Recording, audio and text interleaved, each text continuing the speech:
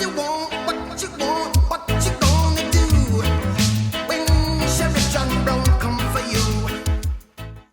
Hello, this is Tom Brewer, president of your Charlotte Firefighters Association Local 660. I'd like to speak to everybody about a topic that's incredibly important. It's been on everybody's minds the last few days.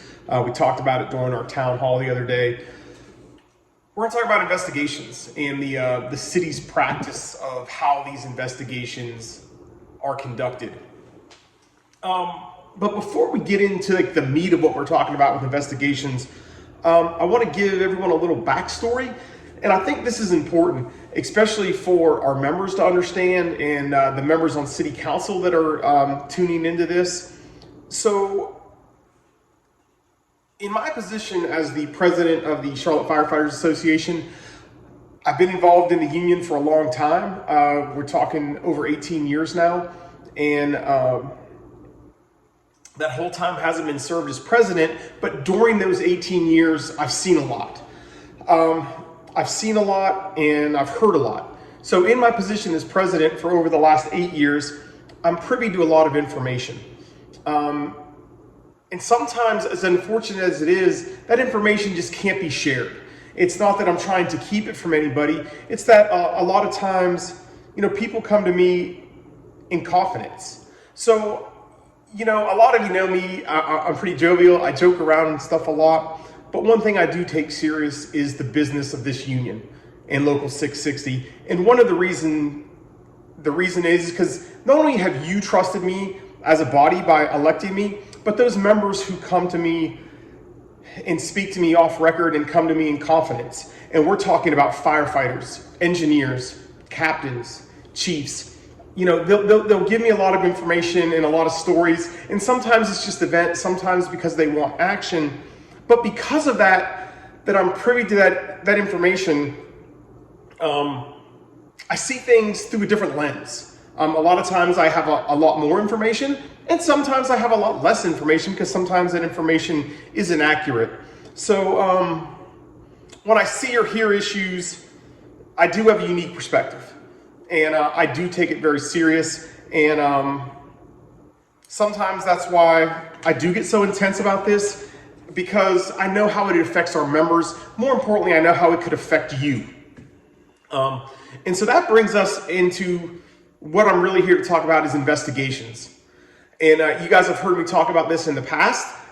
In all my years of doing this, I've yet to see an investigation where the city has ever found any employee's benefit or what the employee brought to light.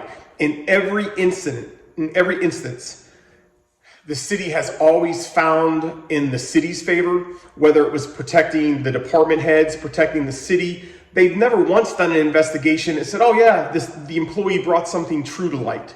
It's always been they've always, in every case, covered something up. So when they choose to investigate, that's normally what happens. And not normally, it's always what happens. And when I say they choose to investigate, that's because a lot of times these things are ignored. Whether they're grievance claims, claims of bullying, harassment, discrimination, abuse of power. I can go on and on about the number of times that I'm aware that these claims were filed and city HR has never even investigated them, or the fire department has not investigated them. So again, when we talk about investigations, this is a pattern where they never find in the employee's behalf. So always remember that pattern. Again, always they find in the city's favor or the department head's favor. Well then, as things started mounting and lawsuits started mounting, over the last 3 years, we're up to 8 lawsuits with a 9th that's about to be filed. And I can promise you, the sisters and brothers who have filed these lawsuits did not want to file lawsuits. They always tried to handle it at the lowest level. But when they would call for an investigation or file a grievance, again, every time their claim was denied. The city always found that miraculously they've never made a mistake. They never acted outside the policy. So, well then the lawsuits started coming and the depositions started coming, and all these stories started getting intertangled and intertwined up, and we started pointing this out to council. We started pointing out these patterns. If you remember the HR task force, we pointed out that every time we brought all those issues, they kept saying that, oh, they send email after email. Well, every claim that we made, miraculously, the HR task force found that the city never did anything wrong. This whole pattern that they're never wrong. So what happened was, once these lawsuits started, the city started saying, well, we can't keep claiming to investigate ourselves. We're going to have to hire third-party investigators so we can go to council and say, see, they're just making this up. We hired this firm and they said the city was right. Or we hired this group and they said the department head was right. Well,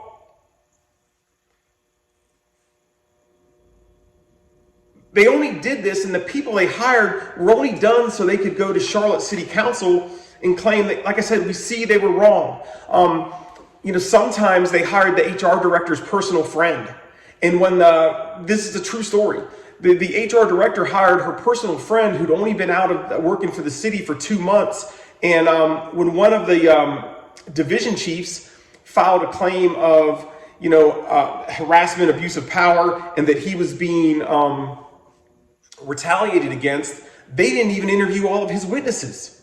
So the investigator that they hired, the HR director's friend, didn't even reach out to all of the witnesses he provided. But sure enough, they went to council and they said, oh, look, we hired this independent person and they didn't find anything wrong. Well, then if we remember Rule 9, what did they do? They hired an outside law firm. Well, this is the same outside law firm that does millions of dollars a year in business with the city on other instances.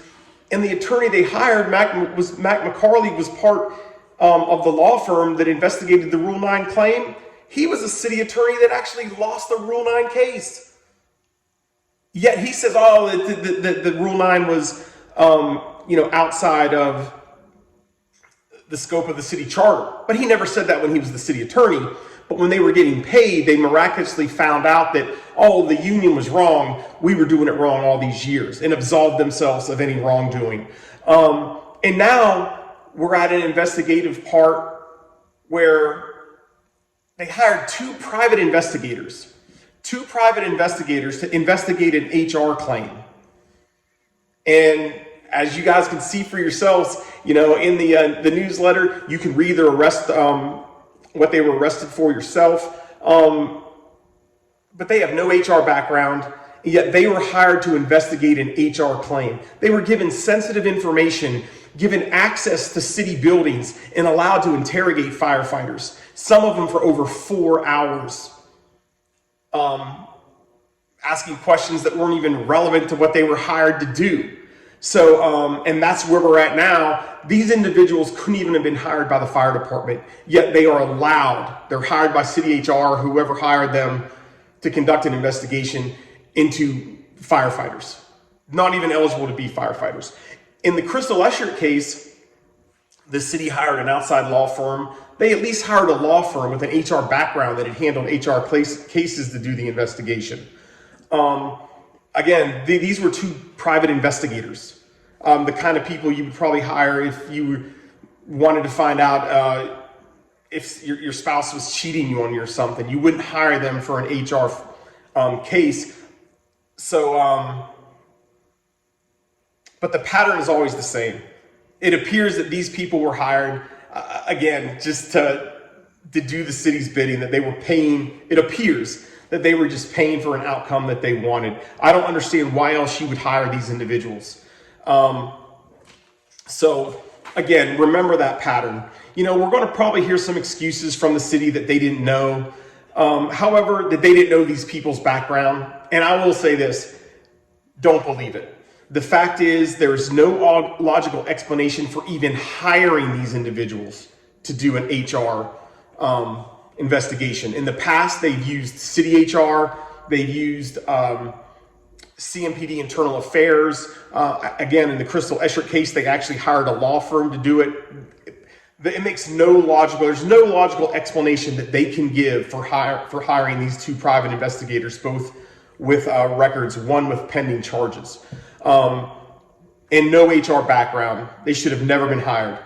And if you do believe their excuses, if for some reason you do believe what they say, whatever they come up with, this in no way absolves them of the fact that they failed to do their due diligence.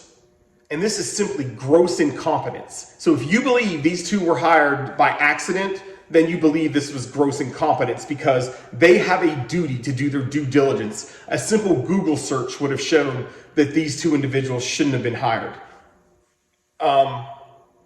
So what do you believe? Do you believe their excuse that it's going to be, I don't know, or we didn't know?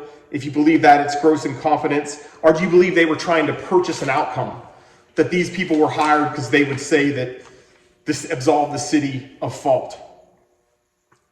Again, the pattern is clear. They never find in the employee's behalf. And the one thing I want everyone to ask themselves, what if the person being the investigated was you?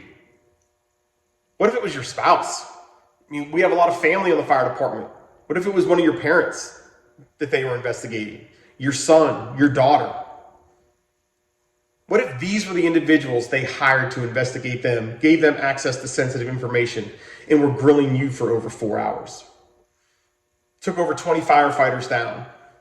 Had them sign letters saying they couldn't talk about this with anybody. It may not have been you this time. It may not have been, again, your spouse, your son, or your daughter.